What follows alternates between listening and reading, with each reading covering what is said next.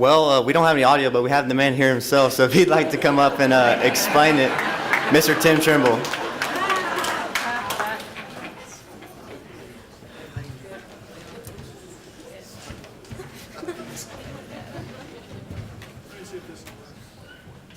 Yeah, please. And it's a respite, which respite is we give parents a break for children with special needs. And of course, the reason we give parents a break who have children with special needs because some of these families have not just one, but some have two, and some even three children with special needs, and the life circumstances of them are very overwhelming. So actually, we're trying to rescue marriages. Okay, and it's not just about the child, even though all this attention is given to the child, but we're trying to rescue marriages because the divorce rate is around 86%, and that might be an old stat now, but it's pretty high of parents with children with special needs that divorce, and so the pressures are immeasurable. Everybody in life has pressures, but they're just added on with these families, and so when we first started, they were really just begging us, when can we start? So now we have 3 locations, and one in Clear, one in Mountain Brook, and here in Alabaster. And so we have many volunteers, and we're a multi-organization organization, so we have several different organizations and groups that come in, like else, for instance, that will come in and assist and help us lift this kind of load. The structure is very much like a school. We do a lot of music therapy, pet therapy, story time, phys ed, or out on the playground or gymnasium. We feed everybody, and there's just a lot that's entails everything that we do. We have a masseuse that comes and volunteers this time, and to minister to the parents as well, and give them massages, and also the volunteers. And so this is a little bit about the large picture of what we're about, and we're hoping to begin some summer programs, some summer camps, some different things like this, actually this summer. And eventually we want to start a special needs daycare and just different things like this. So there's a big vision for the future, but this is sort of basically and generally what we do, and people like you help make a big difference, and serving where you can serve and doing what you can do with other adults here, and very highly organized, and we're just grateful for every volunteer we have. So Will and Mary Francis, big thank you, and all the rest of your crew and team that came tonight. So it's just absolutely outstanding.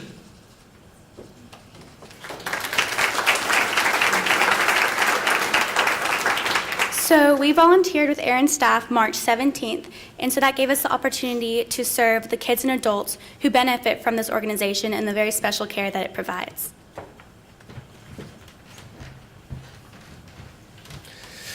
We did a variety of things while we were there.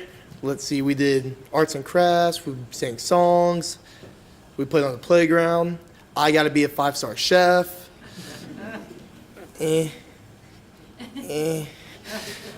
So, yeah.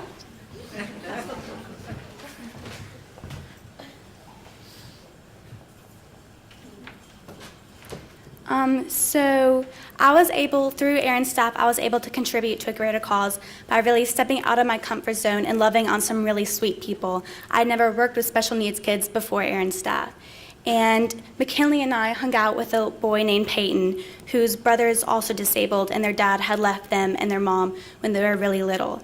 But despite this, Peyton was so full of joy, and he was always smiling and making other people smile too. So he really taught me that there's really never an excuse to not be happy, and that how critical it is to always be a loving person no matter what. So, and both the kids and the other volunteers at Aaron's staff had so much love to give, and I was really touched by their kindness, and it really helped me become more selfless and caring.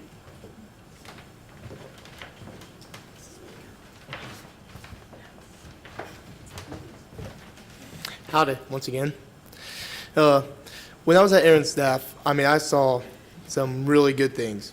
I saw people who truly cared about these kids, who were willing to take their time to help them and, give up a Saturday. Whoever wants to give up a Saturday? For the most of us, no. But what I saw there was real friendship between the people who showed up, between them and the special needs kids who were there. And I learned to appreciate what these people do who work with special needs.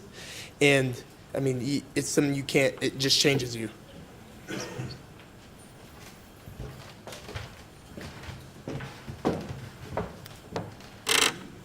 Aaron's staff really taught me how I could serve in my community because, like I said, I attended great high school, and so I've been blessed with an amazing education through AP classes, which have gave me wonderful communication skills and, unfortunately, a lot of homework. So in all, I didn't think that I had many skills that I could contribute to organizations or the time, but what Aaron's staff helped me realize is that I have a huge soft spot for the special needs community. And I would like to point out to all of you that in order to help organizations in your community, you don't have to have all of these special certifications or skills you might think you need to have, because every one of you in this room has A, time, and B, God-given fruits of the Spirit. So I would like to challenge all of you to donate your time and your love and compassion to your community and be there for those to lean on you, because we are blessed with a great community that I promise will be there for you when you need someone to lean on.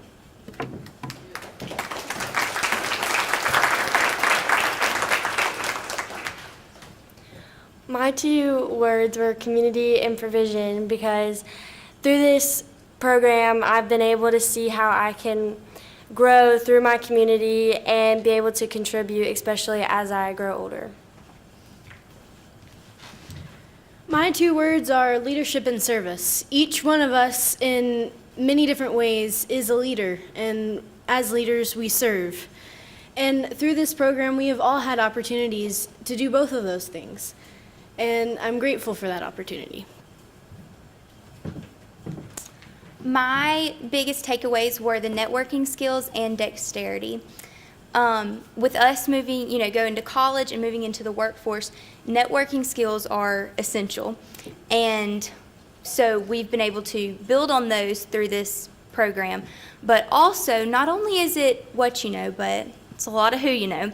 So Youth Leadership Shelby County has already given us so many contacts that we're going to be able to use as we get older. It's not only each and every student in here, not only the mentors and leaders from Leadership Shelby County, but all of the people that we got to meet in class days and at their jobs, that they gave us their contact information and their cards. We're going to be able to use those later as we move on to benefit us in our careers.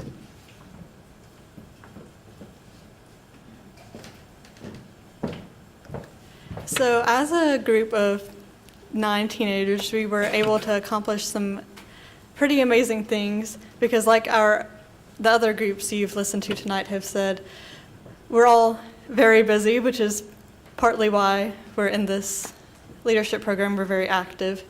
And so despite that, we logged over 60 combined service hours, and we raised, I don't have my glasses on, and we did not have this prepared, but it's a notable amount of money through some different things.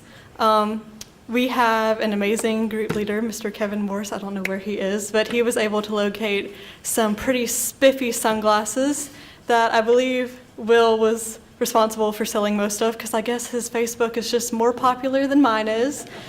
But besides that, we were each tasked with raising around $100 each to go to our different organizations, which I would like to thank my group for participating in.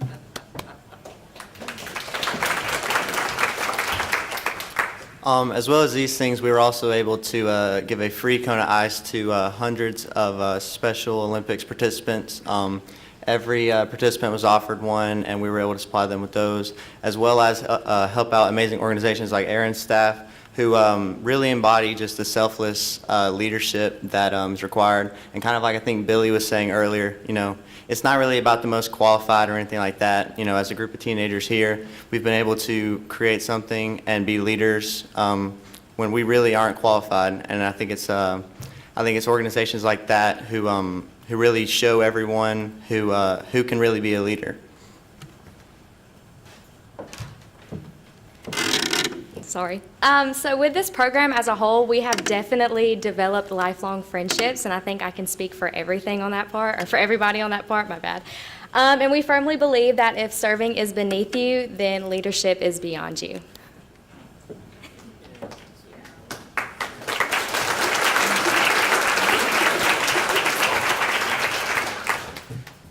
We want to thank Carol Bruiser and Kevin Morris and Peg Hill for all y'all done.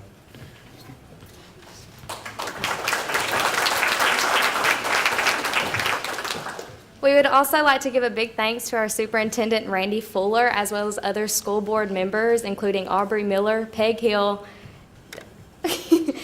Jane Hampton, Jimmy Bice, and David Bobo.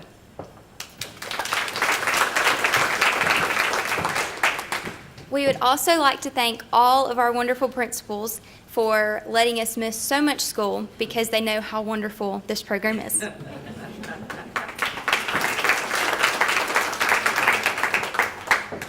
We'd also like to thank Dr. Marla Aldridge and Valinda Pate for giving us the opportunity to serve at the Special Olympics. We really had a great time. And last but not leastly, a big thank you to Aaron staff for all that you do for the children and for being here to support us. So big thank you to Mr. and Mrs. Trimble. Lastly, through our donations and raising our money, we were able to have enough money left over to be able to create a donation for Aaron's staff. So if Mr. and Ms. Trimble could come up here, we'd like to present them with a check for $500.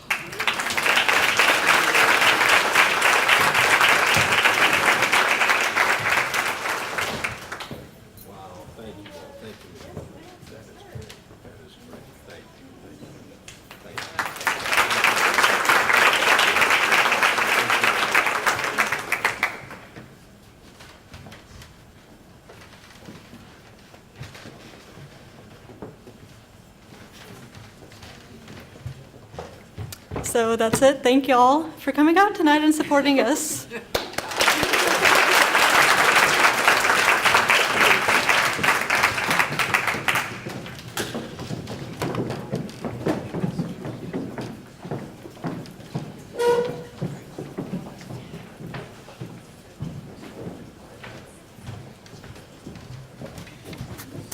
Thank you, Group 4. I appreciate that. I had an opportunity to be the mentor within that Group 3. I apologize. Thanks, Calvin. And it was very fun for me to go out. A lot of times in my role, I'm that person. I'm the person responsible. I'm the person who's leading and being in charge of an event. And it was a blessing to go out to the Special Olympics that day and watch these youth participate and to watch the kids when they found out they could have a cone of ice for free. It's amazing what that does to a kid. And one of the lasting impressions I got from the Special Olympics that day, I'll never forget, this young boy, they were having a 440 race, and he led, I'm telling you, he shot out like a rocket. And he was leading the entire race until they got back in front of the home stands at Calera. And at that time, he stopped, and he started looking toward the stands.